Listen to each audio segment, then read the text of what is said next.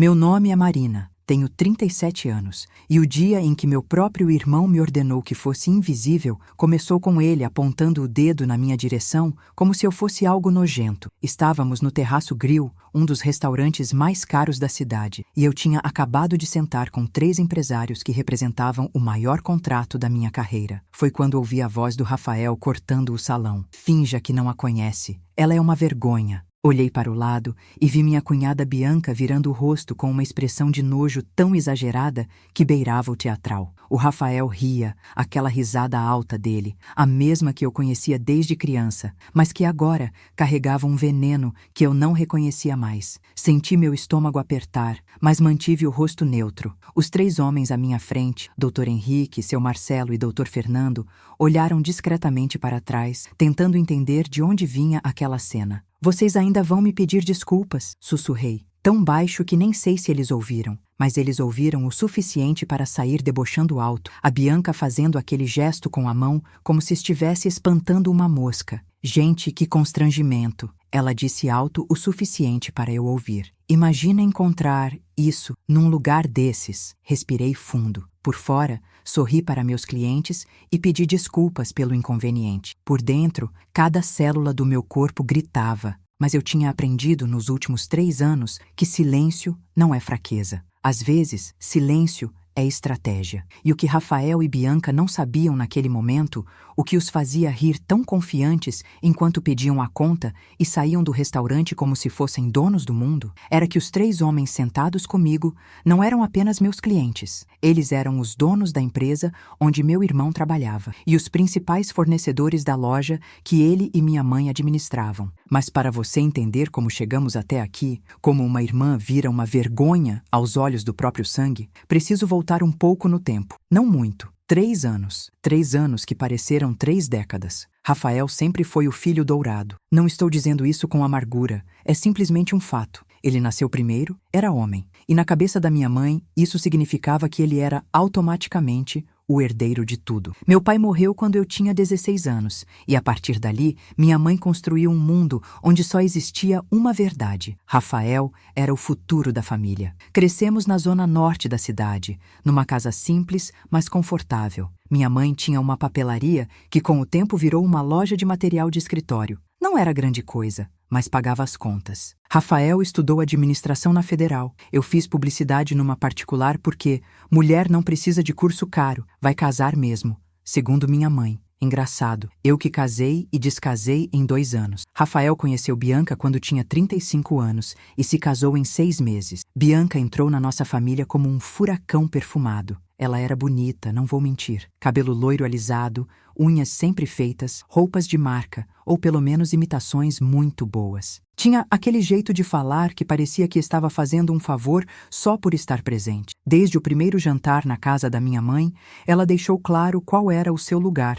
e qual era o meu. Marina, você poderia trazer mais gelo? Ela pediu, estendendo o copo na minha direção sem nem olhar para mim. Estávamos todos na sala, era Natal, e eu tinha acabado de sentar depois de ajudar minha mãe na cozinha. Claro, respondi levantando. Ai, amor! Bianca suspirou para o Rafael. Que bom que sua irmã é prestativa, porque, né, propaganda não tá dando muito certo para ela, imagino. Rafael riu. Minha mãe fingiu que não ouviu. Aquilo foi só o começo. Nos meses seguintes, Bianca foi tomando espaço. Ela começou a frequentar a loja com minha mãe, dando palpites, reorganizando coisas, fazendo minha mãe acreditar que ela entendia de negócios porque tinha feito alguns cursos online. Rafael foi promovido na empresa onde trabalhava, uma distribuidora de produtos de escritório, ironicamente, e de repente eles eram o casal de sucesso da família. E eu? Eu era a irmã solteira, sem filhos, com uma carreira que ninguém entendia direito. Propaganda. Minha mãe explicava para as amigas com aquele tom de quem pede desculpas. Mas ela tá tentando, coitada. O que ninguém sabia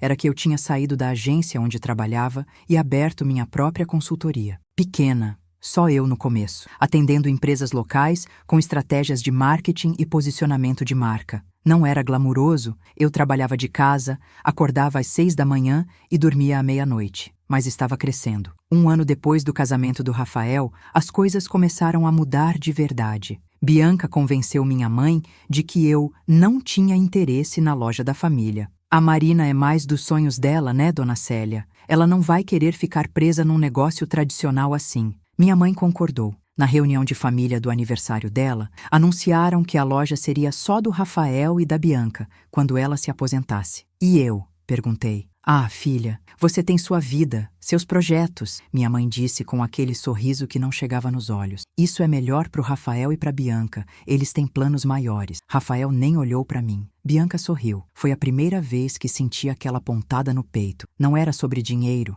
A loja mal dava lucro. Era sobre ser apagada, invisível. Como se 30 e tantos anos de ser filha, de ajudar, de estar presente, não significassem nada. Nos 2 anos seguintes, a exclusão foi ficando mais clara, mais deliberada, mais cruel. No aniversário de 70 anos da minha mãe, fizeram uma festa grande num buffet. Bianca organizou tudo. Quando cheguei, ela estava na entrada recebendo os convidados com um vestido rosa claro que brilhava sob as luzes. Marina! Ela exclamou, e por um segundo pensei que ia ser diferente. Que bom que você veio. Olha, você se importa de sentar na mesa lá do fundo? É que a gente organizou as mesas por, você sabe, importância para Dona Célia, e como você não vem muito, eu venho toda semana, respondi. Ah, é? Que legal! Ela já estava olhando para o próximo convidado. A mesa do fundo era onde colocaram os vizinhos antigos, 2 tias distantes e eu. A mesa principal, no centro do salão, tinha Rafael, Bianca, minha mãe e os amigos importantes do casal. Durante os discursos, Rafael falou por 20 minutos sobre como ele e Bianca estavam cuidando da mãe, dos negócios, do legado do nosso pai. Meu nome não foi mencionado uma vez. Quando tentei fazer um brinde, Bianca interrompeu. Ah, Marina, deixa os discursos para os organizadores, né, amor? Senão fica muito longo. E começou a puxar palmas para encerrar. Saí daquela festa com os olhos secos e o peito em chamas. No Natal daquele ano, chegaram a pedir que eu não fosse à ceia. É que a gente vai fazer algo intimista, só nós 3, Rafael explicou por telefone. Você entende, né? Nós 3, eu sou sua irmã. É, mas a Bianca acha que fica muita gente, sabe como é? Você pode vir no almoço do dia 26. Naquele Natal, passei a noite sozinha no meu apartamento de 2 quartos, comendo lasanha congelada e assistindo reprises na TV. A primeira vez na vida que não passei o Natal com minha família. Chorei até dormir, mas a gota d'água, o momento que mudou tudo, foi na inauguração da expansão da loja. Minha mãe tinha conseguido um empréstimo e eles abriram uma segunda unidade num shopping da região. Eu só fiquei sabendo por acaso, quando encontrei uma prima na rua. Marina, animada para a inauguração da loja no sábado, tá lindo lá. Inauguração? Você não foi convidada? Ela corou. Ah, desculpa, achei que... Liguei para o Rafael na mesma hora. Esquecemos de te avisar, ele disse, sem nem tentar parecer convincente. Mas olha, talvez seja melhor você não ir mesmo. A Bianca comentou que você aparecendo ia meio que desprofissionalizar o evento. Você sabe, você sempre foi mais largada e vão ter fornecedores importantes, clientes, essas coisas. Largada não leva pro pessoal, Marina. É só que a gente tá construindo uma imagem, sabe?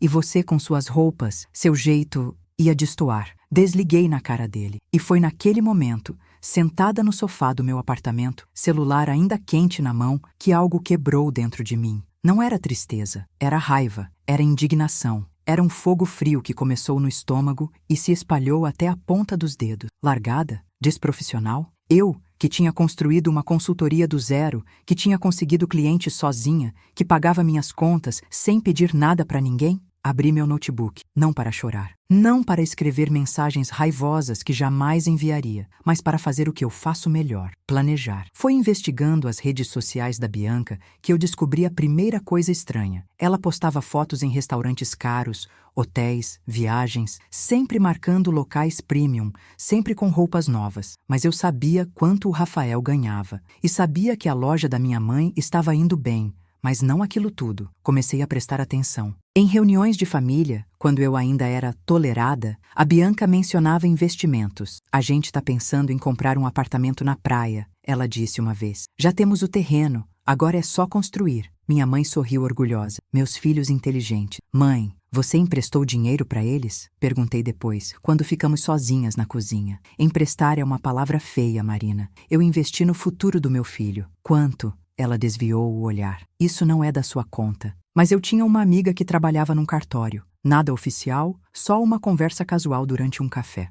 Você consegue ver se tem alguma movimentação de propriedade em nome da minha mãe? Célia Torres Almeida. Uma semana depois, ela me ligou. Marina, sua mãe colocou a casa dela como garantia num empréstimo de 450 mil e tem uma segunda hipoteca de 200 mil. Senti o chão sumir. Tem mais. O nome do seu irmão aparece como codevedor, mas tem um documento aqui estranho. Uma procuração que autoriza a esposa dele, Bianca Costa Almeida, a negociar a propriedade. Negociar como? Vender. Desliguei e sentei no chão do meu escritório. 650 mil reais. A casa da minha mãe, a casa onde cresci, onde meu pai morreu, onde ainda estavam as fotos dele na parede, estava sendo usada como garantia, e Bianca tinha poder para vendê-la. Respirei fundo. Não entrei em pânico. Não liguei para minha mãe acusando ninguém, porque eu já tinha aprendido que falar antes da hora era desperdiçar munição. Em vez disso, contratei um advogado. Dr. Paulo, eu preciso entender uma coisa. Se alguém tem uma procuração para vender um imóvel, mas esse imóvel está em nome de outra pessoa, ela precisa do consentimento do proprietário? Depende do tipo de procuração. Se for plena,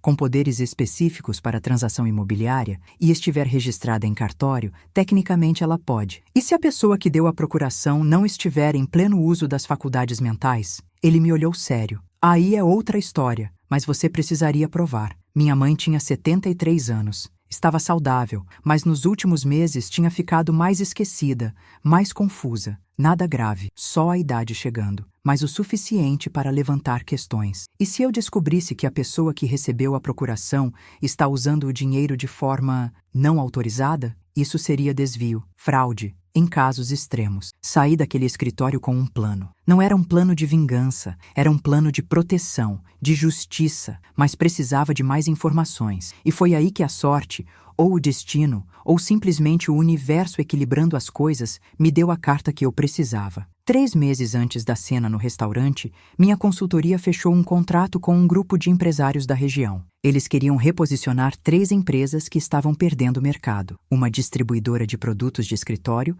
uma gráfica e uma rede de papelarias. O projeto era grande, o maior da minha carreira. O dono da distribuidora era o Dr. Henrique Campos, um homem de 62 anos, sério, educado, que tinha construído um império a partir de uma pequena loja nos anos 90. Nas primeiras reuniões, conversamos sobre estratégias de mercado, público-alvo, posicionamento digital. Foi numa dessas conversas que ele mencionou: temos um gerente muito bom, Rafael Almeida. Você conhece? Meu coração pulou, mas mantive a voz firme. Rafael Almeida? É meu irmão. Ele sorriu. Sério? Pequeno mundo. Ele é competente. Mas, para ser honesto, tenho tido algumas preocupações. Que tipo de preocupações? Dr. Henrique hesitou. Depois decidiu confiar em mim. Alguns números não estão batendo. Nada grave, mas, enfim, estou investigando. Talvez seja só desorganização. Deixei passar. Não comentei. Não defendi meu irmão, nem o ataquei. Apenas guardei a informação e continuei trabalhando. Durante os 2 meses seguintes, mergulhei no projeto com uma dedicação que surpreendeu até a mim mesma. Acordava às 5 da manhã para revisar relatórios, passava tardes inteiras em reuniões estratégicas, criei apresentações detalhadas sobre cada segmento do mercado. O grupo ficou impressionado. Marina,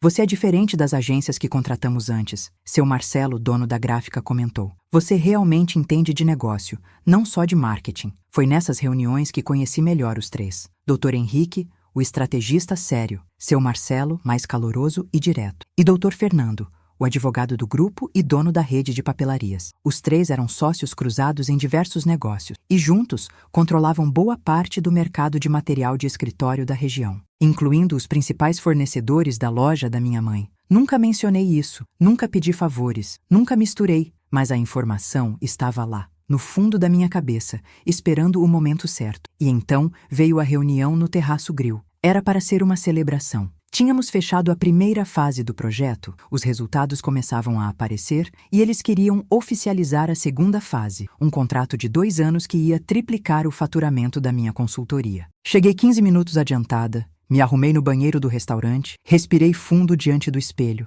Eu estava de blazer preto, calça social cinza, salto médio, profissional, confiante. Eu tinha trabalhado por isso. Quando sentei à mesa com os 3 empresários, senti aquela quentura no peito, orgulho, a mesma sensação que meu irmão devia sentir quando subia os degraus da vida. Só que o meu orgulho era meu. Eu tinha construído. Estávamos conversando sobre os números da campanha digital quando ouvi a voz. Finja que não a conhece. Ela é uma vergonha. O Rafael estava a 3 mesas de distância, mas podia estar ao meu lado. A voz dele cortou o restaurante inteiro. Senti todas as cabeças virarem discretamente. Senti o calor subir pelo pescoço. Senti minhas mãos suarem. Bianca fez aquele gesto, aquela careta de nojo e virou o rosto. O Rafael riu. Aquela risada. Por um segundo, um único segundo, pensei em levantar e gritar. Pensei em fazer uma cena. Pensei em perguntar por quê.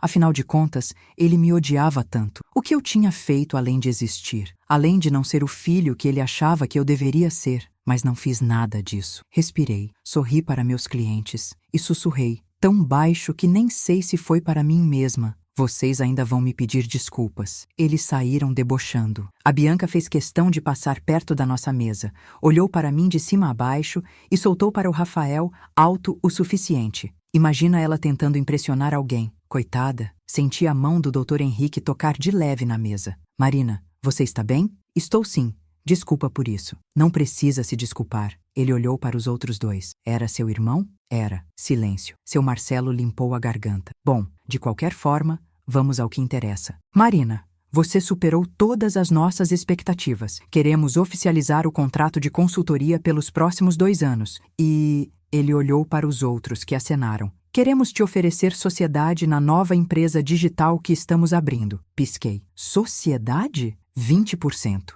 Você entraria como diretora de estratégia. Seria uma ótima oportunidade para você expandir. Não foi a oferta que me fez engolir o choro que estava preso na garganta desde que ouvi meu irmão me chamando de vergonha. Foi o timing. Foi o universo me dizendo: você não é invisível. Você não é uma vergonha. Você é boa no que faz. Eu aceito, respondi, e minha voz não tremeu. Comemoramos com champanhe. Assinamos os documentos preliminares ali mesmo, enquanto o Rafael e a Bianca já deviam estar no carro, provavelmente rindo da cena patética da irmã fracassada. O que eles não sabiam era que aquela cena tinha acabado de mudar tudo. Na semana seguinte, comecei a organizar minha vida com a precisão de quem monta um quebra-cabeça. Cada peça tinha que se encaixar perfeitamente. Primeiro, voltei ao Dr. Paulo, meu advogado. Preciso proteger minha mãe e preciso entender exatamente o que o Rafael e a Bianca fizeram com o dinheiro dela. Ele pegou uma caneta e um bloco. Vamos por partes. Sua mãe está ciente das hipotecas? Não sei. Acho que ela assinou o que o Rafael mandou. E você tem alguma prova de que o dinheiro não foi usado para o fim declarado? Respirei fundo. Ainda não, mas vou ter. Durante as 2 semanas seguintes, fiz algo que nunca pensei que faria. Investiguei minha própria família. Não foi fácil, não foi bonito, mas era necessário. Comecei pelas redes sociais. Cada post da Bianca era uma pista. Jantar num restaurante caro, anotado com data. Viagem para Florianópolis, printei. Bolsa de marca? Salvei a foto. Cruzei as datas com os extratos que minha amiga do cartório conseguiu, legalmente, porque as hipotecas eram públicas. O empréstimo de R$ 450 mil foi feito em março de 2023. Justificativa: reforma e expansão da loja. Mas a loja continuava do mesmo tamanho. A segunda unidade do shopping tinha sido alugada, não comprada. Para onde tinha ido o dinheiro? Através de uma prima que trabalhava num banco, consegui uma informação valiosa. Rafael tinha aberto uma conta conjunta com a Bianca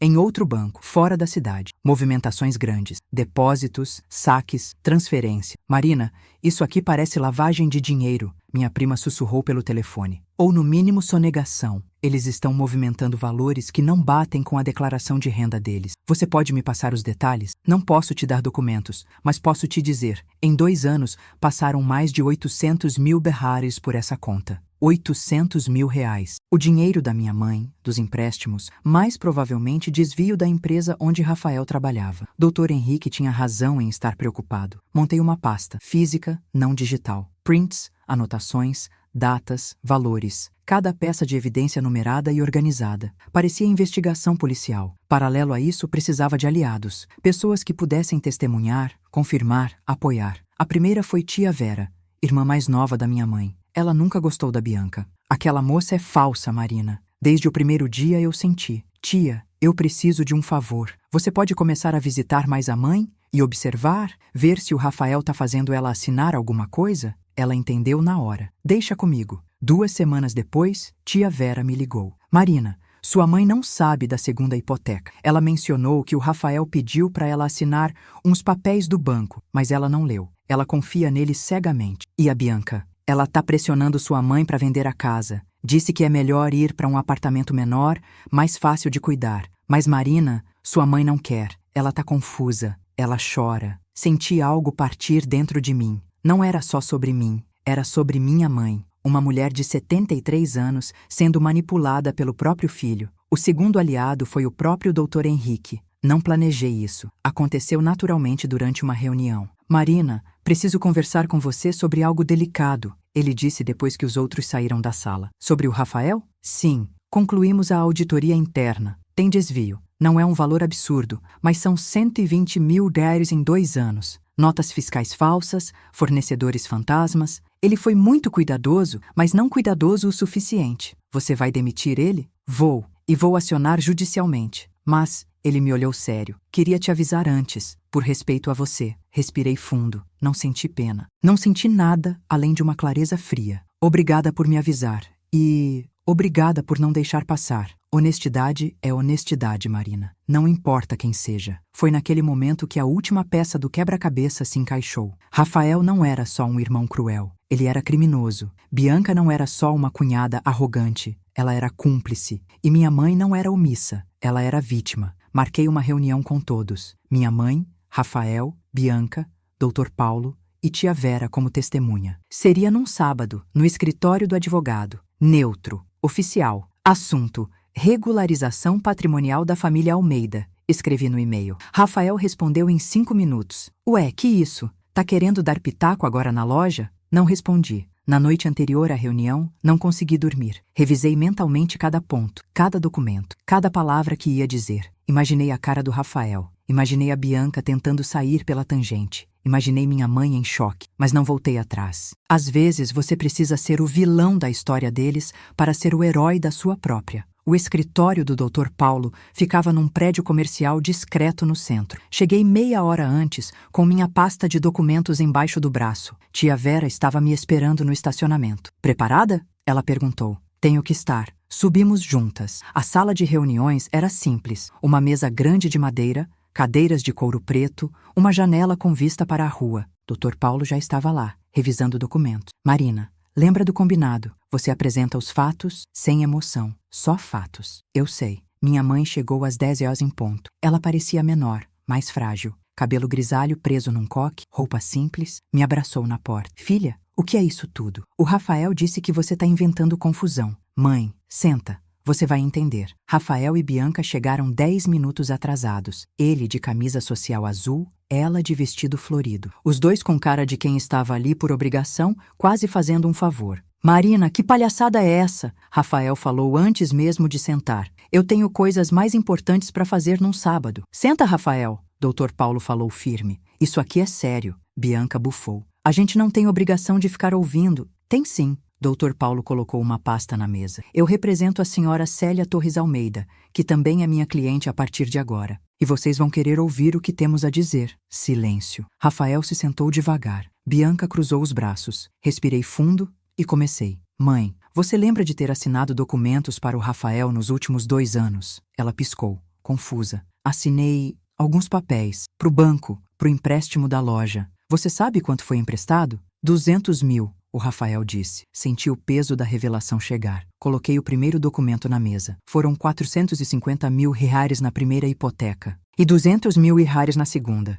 Tua casa está penhorada em 650 mil reais. Minha mãe ficou branca. Como assim 600? Rafael levantou as mãos. Calma, mãe. Foi pro negócio. A gente investiu. Investiu onde? Perguntei. A loja não cresceu. A segunda unidade é alugada. Os números da contabilidade mostram que não houve investimento em estoque, em reformas, em nada que justifique 650 mil reais. Isso não é da sua conta, Marina. Coloquei o segundo documento. É da minha conta quando a Bianca tem uma procuração com poderes para vender a casa da minha mãe. Bianca arregalou os olhos. Eu não. Você tem. Dr. Paulo apontou para a assinatura. Registrada em cartório há 6 meses. Com consentimento, ele olhou para minha mãe. Ou pelo menos com a assinatura da senhora Célia. Minha mãe estava tremendo. Eu não dei autorização para vender nada. Você assinou aqui, mãe. Mostrei o documento. No dia do seu aniversário. Lembra que o Rafael pediu para você assinar uns papéis do seguro?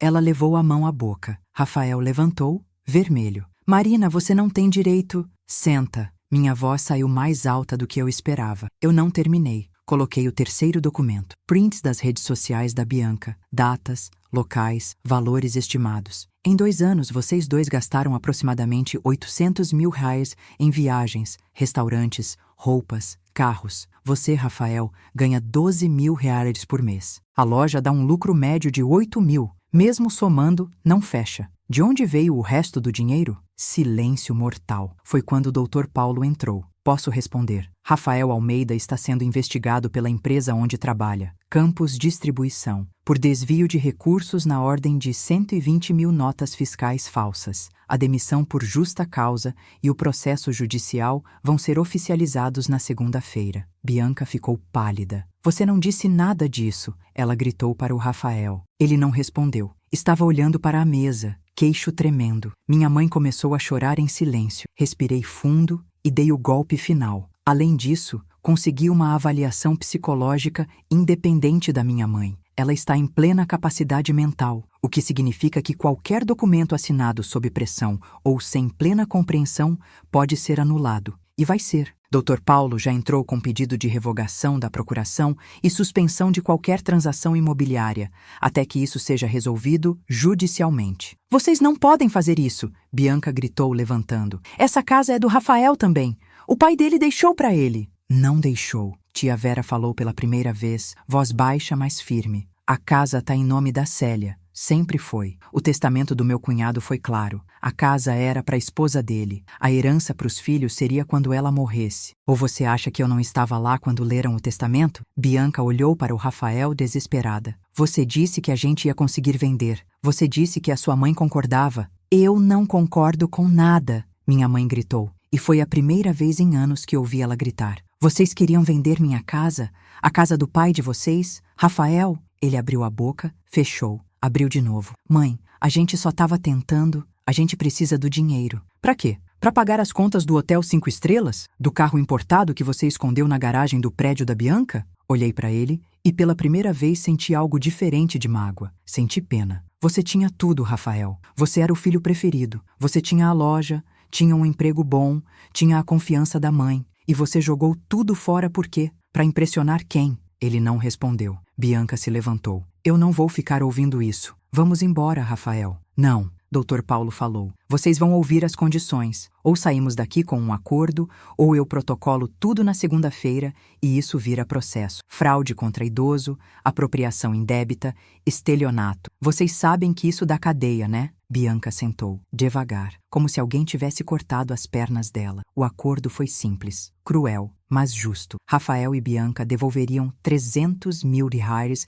em até 2 anos, o que fosse possível recuperar da vida de luxo que tinham construído. Venderiam o carro, venderiam o terreno na praia, venderiam tudo que pudesse ser vendido. A procuração seria revogada imediatamente. Rafael seria removido de qualquer documento relacionado à casa ou bens da minha mãe. Ele continuaria como gerente da loja. Minha mãe insistiu nisso. Era fraca demais para cortar o filho de tudo, mas sob supervisão. E eles me pediriam desculpas, publicamente. Não, Bianca falou. Eu não vou me humilhar. Então nos vemos no tribunal. Eu respondi, começando a guardar meus documentos. Rafael segurou meu braço. Marina, por favor. Olhei para baixo, para a mão dele no meu braço. Aquela mão que tinha sido parte dos abraços da infância, dos jogos no quintal, dos momentos que pareciam que íamos ser irmãos para sempre. Agora era só uma mão de um estranho segurando minha pele. Tira a mão de mim. Ele tirou. Olhei nos olhos dele. Você me chamou de vergonha num restaurante cheio, na frente de pessoas que eu respeito,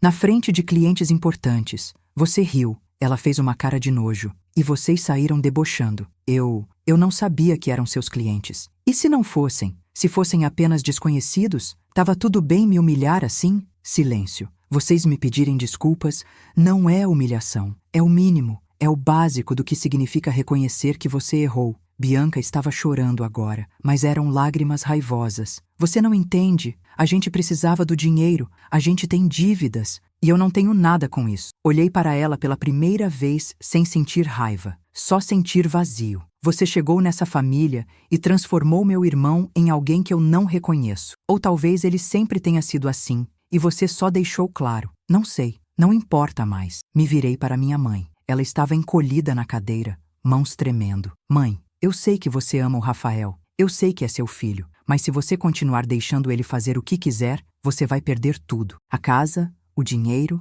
a dignidade. Não por mim, por eles. Ela assentiu, chorando. Assinamos os documentos ali mesmo. Rafael assinou com a mão tremendo. Bianca assinou bufando a cada página. Quando terminamos, já era quase 2 da tarde. Saímos daquele escritório como sobreviventes de uma guerra. Ninguém venceu. Alguns só perderam menos. Na porta do prédio, Rafael me chamou. Marina, parei, mas não me virei.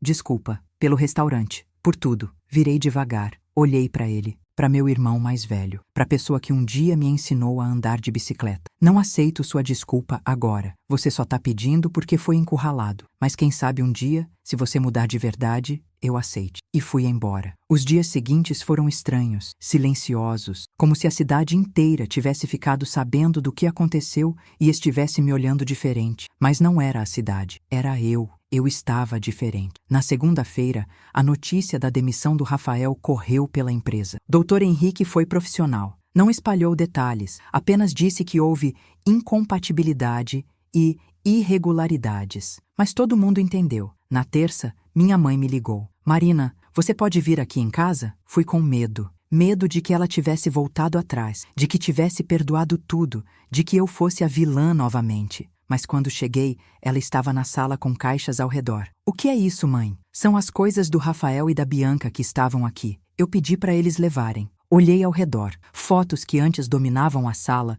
Rafael formando, Rafael no casamento, Rafael e Bianca em viagens, tinham sido reduzidas a poucas. No lugar, uma foto antiga minha e do meu pai tinha voltado à parede. Mãe, eu fui uma idiota. Ela sentou no sofá e parecia ter envelhecido 10 anos numa semana. Eu fui injusta com você. Eu deixei eles te tratarem mal. Eu achei que o Rafael era o único que importava porque ele era homem, porque ele era mais velho, porque... Ela começou a chorar, porque eu tinha medo de perder ele. Sentei do lado dela, não falei nada, só segurei a mão dela. Seu pai teria vergonha de mim, ela sussurrou. Ele sempre dizia que a gente tinha que tratar os 2 filhos igual, e eu não tratei. Mãe, você foi manipulada. Não, Marina, eu fui omissa. É diferente. Eu vi você chorando nos aniversários, vi você sendo deixada de lado e eu não fiz nada. Porque era mais fácil, porque o Rafael reclamava menos. Ficamos em silêncio por um longo tempo. Eu não sei se você vai conseguir me perdoar, ela finalmente disse, mas eu vou passar o resto da vida tentando.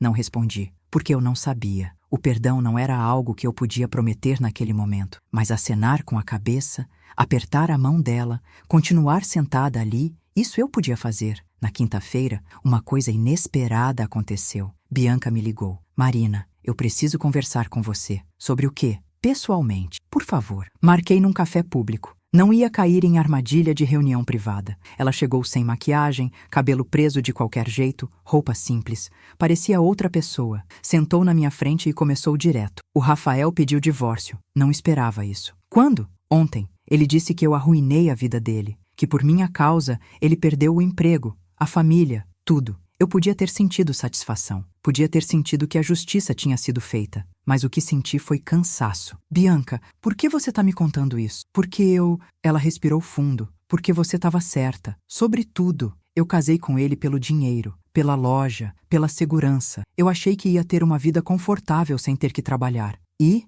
eu fui uma idiota. Porque no fim das contas, eu perdi tudo mesmo. E ainda tratei você como lixo pelo caminho. Ela não estava chorando. Estava apenas vazia. Eu não espero que você me perdoe, ela continuou. Eu só vim falar que você é forte. Você construiu algo sozinha. E eu tive inveja disso. Porque eu nunca tive coragem de fazer o mesmo. Levantei. Coloquei dinheiro na mesa para pagar meu café. Bianca, eu não sei o que você quer que eu diga. Que te perdoo. Que te entendo. Eu não posso dar isso para você agora. Talvez nunca consiga. Mas posso te dar um conselho. Para de esperar que os outros te salvem. Para de procurar atalhos. Constrói tua própria vida. Saí daquele café sentindo algo diferente. Não era vitória. era encerramento. As semanas viraram meses. O processo contra o Rafael na empresa foi resolvido com um acordo. Ele pagaria os R$120 mil em parcelas e não teria antecedentes criminais. A dívida com minha mãe estava sendo paga, aos poucos. Eles venderam o carro, o terreno,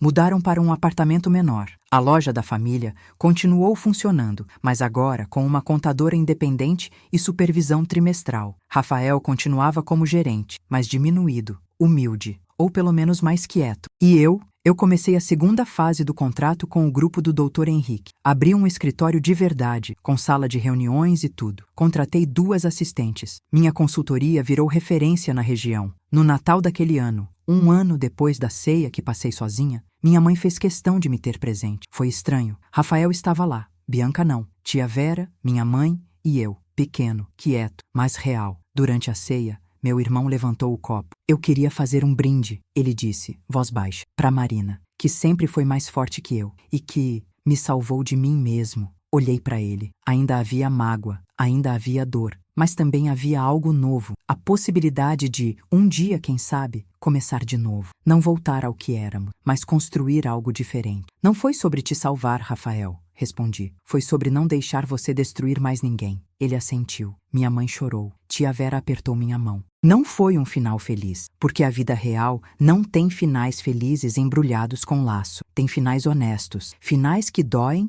mas que fazem sentido. Hoje, 2 anos depois, olho para trás e vejo uma mulher diferente. Não sou mais a Marina que aceitava migalhas de atenção. Não sou mais a irmã invisível. Não sou mais a vergonha. Sou a Marina que construiu uma empresa, que protegeu sua mãe, que enfrentou quem precisava ser enfrentado, que perdeu algumas pessoas pelo caminho, mas ganhou a si mesma. Às vezes cruzo com conhecidos que perguntam: e seu irmão, como tá? Respondo com educação: bem, cada um seguindo sua vida. Porque é verdade, nós não somos próximos, talvez nunca sejamos de novo, mas também não somos inimigos. Somos apenas 2 pessoas que compartilham DNA e algumas memórias antigas. E está tudo bem assim. Se tem uma coisa que aprendi, é que família não é quem te humilha e espera que você aceite porque é sangue. Família é quem te respeita, te valoriza, te vê. E se a família de sangue não faz isso, você constrói a sua, com amigos, com parceiros, com pessoas que escolhem estar ao seu lado.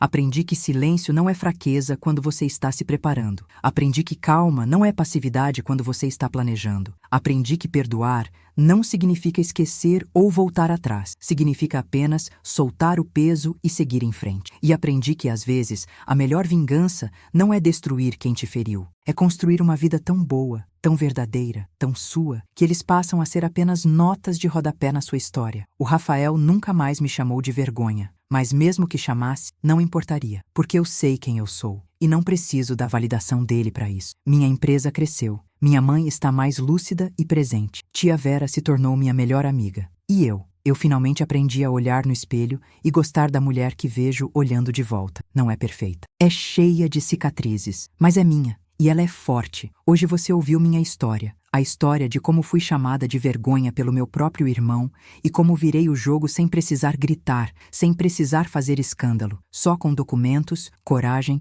e a recusa de continuar aceitando menos do que eu merecia. Se você já passou por algo parecido, se já foi diminuído pela sua própria família, se já foi o alvo do desprezo de quem deveria te amar, eu te entendo. E eu te digo, não é sobre eles. Nunca foi. É sobre você decidir que não vai mais aceitar. Documentar tudo não é ser paranoico, é ser inteligente. Estabelecer limites não é ser dramático, é ser saudável. Cortar quem te faz mal não é ser cruel, é se proteger. Se essa história te tocou de alguma forma, deixa o like. Cada like mostra para o YouTube que histórias reais de superação importam mais do que conteúdo raso. Se você quer mais relatos como esse, de gente que não aceitou ser pisada e que lutou pela própria dignidade, se inscreve no canal agora e ativa o sininho para não perder nenhum vídeo. E me conta aqui nos comentários. Você teria tido coragem de fazer o que eu fiz? Você já enfrentou alguém da sua família e se arrependeu? Ou foi a melhor decisão? Tem alguém te desrespeitando agora e você não sabe como reagir? Compartilha aqui embaixo. Às vezes, só de escrever já ajuda. E você pode acabar ajudando outra pessoa